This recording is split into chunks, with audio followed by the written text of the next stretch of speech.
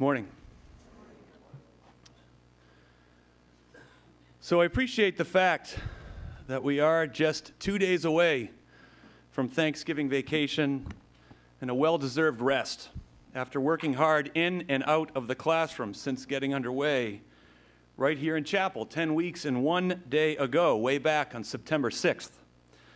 While the power outage helped a bit, there has not been much in the way of an extended break for any of us since the final days of August, and a few consecutive days with far more discretionary time to be with family, friends, and our own pursuits is important. More important at this time of year than at any other, in my opinion. I suppose that part of what draws me to the importance of Thanksgiving vacation beyond my annual feeling that we all need a break after a busy fall is the holiday itself. I love Thanksgiving. I love the food and family and football and time to just stop on the fourth Thursday of November and take it all in. I love that this holiday is explicitly about giving thanks and allows for more time than the run of school permits to pause and contemplate all that we have reason to be thankful for. I have a lot on my reasons to be thankful list, starting with Mrs. Packard and Kate and Elizabeth, who I try not to embarrass, but probably just did by mentioning them. I have extended family and friends. I have the New England Patriots. And I have Brooks School and the incredible privilege of leading colleagues and students who I am so routinely proud of and amazed by. There are so many moments in our year together when we share stories about who we are, often in chapel, absolutely confident in how that sharing will be received. And I'm thankful for all of them. To be part of a school community that is so generous in its support and celebration when one of us reveals something about ourselves in this space or elsewhere feels good. Just think for a moment about how good you felt after Mr. Price's talk a short while ago. He shared his love of math with us in his own inimitable way. We know him better on the other side of that sharing than we did before his talk. The community is the winner in moments like that, and we have a lot of them to be thankful for. I also think that talks like the one Mr. Price gave increase our ability to find our way through stretches that are challenging. We generate communal goodwill when we share and let others in. We become known more fully. One of my favorite movies of all time is Saving Private Ryan.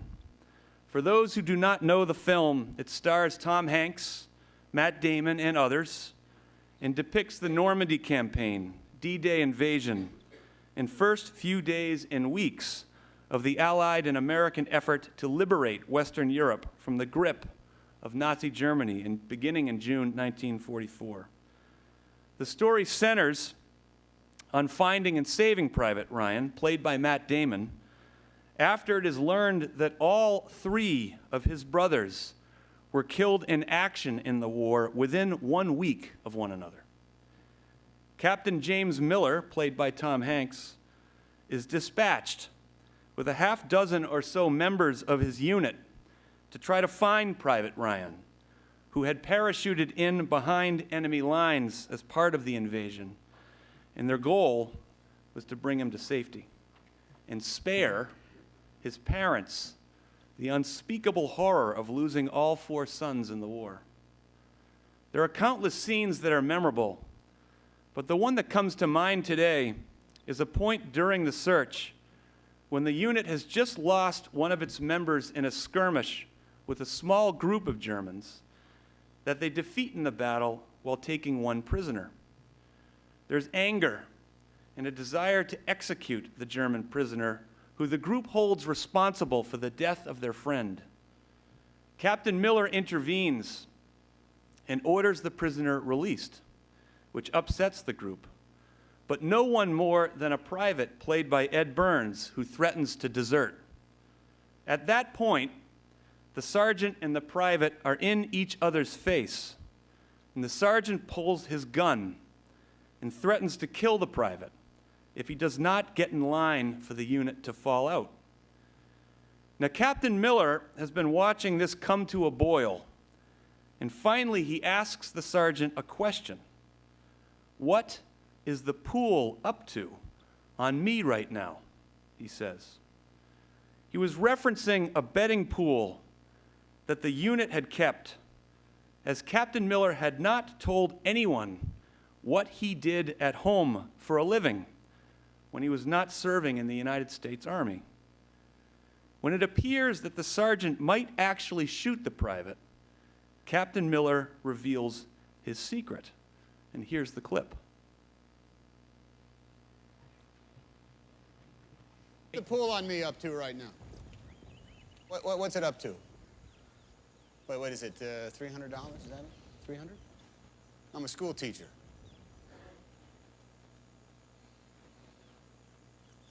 I teach English composition. This little town called Abley, Pennsylvania. In the last 11 years, I've been at Thomas Alva Edison High School. I was a coach of the baseball team in the springtime.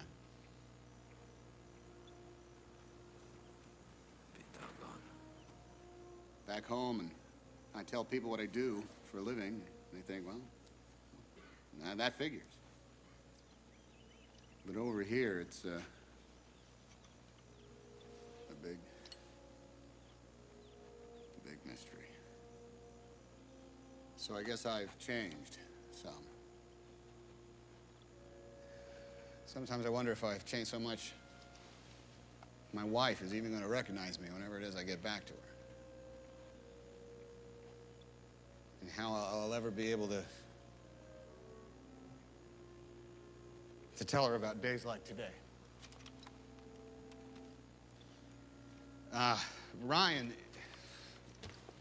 I don't know anything about Ryan. I don't care. Man means nothing to me. It's just a name. But if, if going to Ramel and finding him so he can go home, if that earns me the right to get back to my wife, well, then that's my mission. You want to leave? You want to go off and fight the war? All right. All right, I won't stop you. I'll even put in the paperwork. I just know that every man I kill, the farther away from home I feel.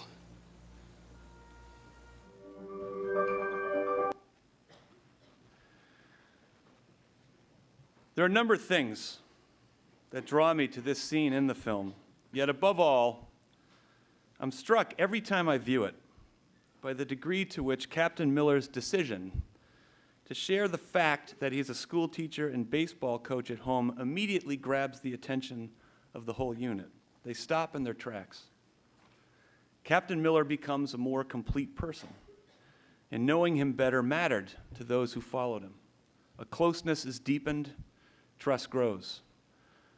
Now, I realize Saving Private Ryan is a movie and the characters are fictional. I realize that it might be a stretch to draw too many lessons from movies. I realize that seldom can anyone simply reveal something about themselves and have such a dramatic and immediate impact. It's not that easy. But I do think there are lessons we can draw from the scene. I do think our community becomes stronger when we share with one another in this space and elsewhere. I do think the frequency with which we do that confidently reveals great strength in our community and culture. And I'm so thankful to be part of such a community. In that spirit, I want to share a story with you today. I've shared this story once before in a chapel talk, long before any of you began as students at Brooks. It is, without question, my favorite story. So I want you to try to imagine what you think I was like 23 years and 6 days ago on November 10th, 1994. Just take a few seconds and conjure up images. Be kind. Here are some particulars. I had turned 26 years old earlier in the year, and this made me just a bit younger than Mr. Skinner is currently. And believe it or not, I was once younger than Mr. Skinner is at the moment. I had no gray hair. I had an almost 5-year-old yellow Labrador retriever named Blake, after the dormitory that I had lived in to start my life at Brooks, living where Mr. Askew lives now. I was in my 5th year here, working as the assistant dean of students, a history teacher, advisor, Dusty's assistant with the boys' soccer team, and the head coach of the girls' varsity ice hockey team. That's true. At that time, I was living in what is now Mr. Moshe's apartment in Thornhouse. I slept on a bed that was a box spring and mattress on the floor because why spend money on an actual bed? I had inherited most of my furniture or bought it at Building 19, which only the adults here will know. It was not high-end. Were it not for E&R, I would have been without clean clothes. Whenever I had visitors to the apartment in the form of students checking in and hanging out or friends dropping by, one could not help but notice that the decor in my apartment was either blue, black, or white. I had no confidence in my ability to match any other color on the color wheel. With the exception of a partially open box of baking soda for odor prevention, my refrigerator was usually empty. Beyond thawing and heating frozen food or adding water to food that needed water in order to be eaten, I didn't have the slightest idea how to cook. I couldn't even boil an egg until Google told me how to do that, and there was no Google on November 10th, 1994. I always lost weight on school vacations because the dining hall was closed. By that time, I had spent a number of summers working on my master's degree at Wesleyan University, commuting to Middletown, Connecticut, in my blue, of course, Volkswagen Golf with no air conditioning. I was single, without any prospects. Things were so grim that on spring vacation in 1992, 1993, and 1994, I went to Florida, Aruba, and then Grand Cayman with Dusty. Just the two of us. I'm fairly certain that my family was beginning to think that I was doomed for a life of poorly cooked pasta, black, white, and blue decor and cars, and companionship in the form of a yellow Labrador retriever named after a dormitory. In a word, it was bleak. So on Thursday, November 10th, 1994, Michael McHale, who was director of studies at the time, and whose faculty emeritus picture can be found in the link, reminded me that I would have a guest in my last period United States government and politics class the next afternoon. He also reminded me that the guest, a member of the class of 1987, would be speaking to the school during school meeting the next morning. He encouraged me to attend, and to be honest, I had room for improvement when it came to school meeting attendance. So the next day, Friday, November 11th, 1994, rolls around, and we get to that mid-morning school meeting slot. I was in my office, which was located on the first floor of Merriman Dormitory, in the second to last room on the left as you walk down that hallway. The corner room was Mrs. Chisholm's office. Mrs. Chisholm was the school registrar for many years, worked closely with Mr. McCahill, and had known the young woman who was speaking in my class that day when she was a student. So just when I was settling in and getting comfortable with, important to point out, my inexcusable decision to take a pass on school meeting that day, Mrs. Chisholm appeared in the doorway. She said plainly, "I think you should go to school meeting." I don't recall what I said in response, but I do recall An impatient Mrs. Chisholm then saying, far less plainly, "John, go to school meeting." Her tone made clear that this was a command, not a suggestion, and no one, least of all me, was going to defy Mrs. Chisholm. Off I went to school meeting. As most of us know, school meeting was held in the now demolished auditorium, and all returning students and faculty members will remember that there was a small entryway at the top of the steps. You also know that if you arrived late to school meeting, you often didn't get into the auditorium itself. That was my fate that morning, along with Mr. Konovalchik and a few others. And we were only able to hear the young alumnus talk about working in the White House on health care reform. We could not see her at all. So, as she wrapped up her talk, and the Q&A that followed came to a close, I decided that the polite thing to do would be to introduce myself as the teacher of the class that she was going to visit later that day. I made my way into the auditorium, fighting off the tide of students and faculty members heading in the opposite direction. Took a look to my left at the stage, and there was this young alumna still chatting with a number of students. I took a closer look. Wow, I thought, she looks like a really, really, really interesting person. I didn't end up getting a chance to say hello in the auditorium because I rushed out of there in order to make sure I was better prepared for class than I had ever been in my life, and reminding my students through the middle of the day that I meant it when I told them to come to class prepared with questions. Finally, 2 o'clock arrived. I got to class early. I had a great group of students in that class, all of them in the class of 1995 or 1996, and one of them is now on our board of trustees.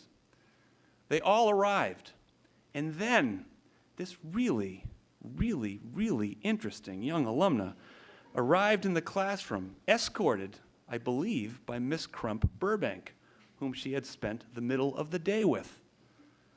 The class went well. The kids came through with great questions. We debated some issues, and our guest held up beautifully. She sure is really, really, really interesting, I kept thinking to myself. So the kids made their way out the door, and I walked with this young alumna from the class of 1987 outside, where her mother was waiting in a car to take her away. I thanked her. We said our farewells, and off she went. From there, I rushed to get to soccer practice on time. And I'm pulling myself together before we get started when one of the boys in the team, who was also in the class and was also my advisee, T.J. Morton, class of 1995, says to me, "You liked her, didn't you?" He caught me off guard. I answered, "What?" He then said, "You heard me. You liked her. Just admit it." "No, I don't," I replied. At that point, the boys' soccer team chorus, including a few others who were in the class, took up the chant, "Come on, you definitely liked her. It was obvious." I managed to change the subject, and we had practice, but that T.J. Morton was onto something. So what to do, I wondered. At a minimum, I had to write her a note to thank her for visiting my class. I mean, when you have a guest in your class who is really, really, really interesting, it would be rude to not thank her for making the time to be there. I then set out to write what turned out to be the most important letter of my life.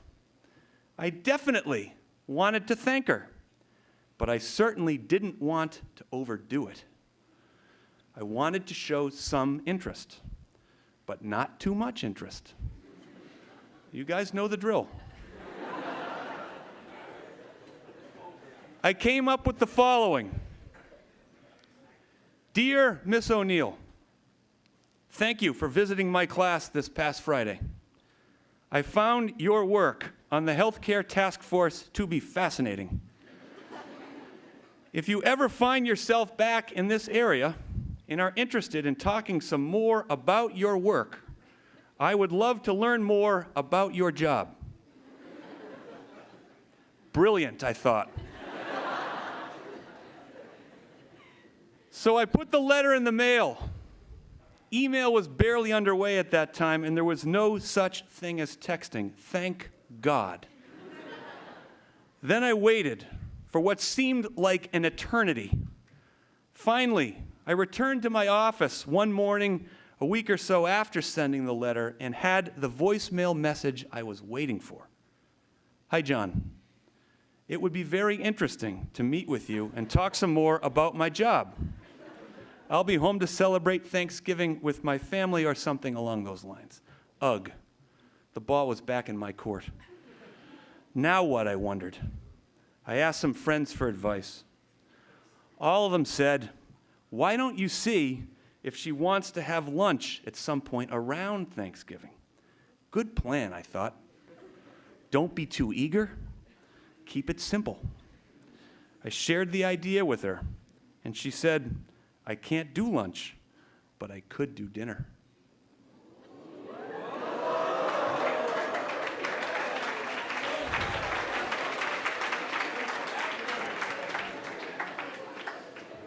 Well, okay then, I thought to myself, twist my arm. Our first dinner was at the Loft on the Friday night after Thanksgiving, November 25th, 1994. Only the best from me, the Loft. We talked about her job, and then we went out again the next night to talk some more about her job. And then she headed back to Washington for work. We remained in touch, and I spent the better part of winter vacation visiting her in Washington. We spent more time together in January, and then I asked her sister, who I barely knew, to help me pick out an engagement ring. And just for the record, that was not an inexpensive strategy. I asked her father, who I barely knew, for his permission to ask her to marry me. And incredibly, he said yes. So I boarded a plane for Washington, late January, 1995, expensive engagement ring in hand. And I invited the really, really, really interesting person who I met in a Brooks School classroom to join me at the Lincoln Memorial, where I asked her to marry me. And incredibly, she said yes.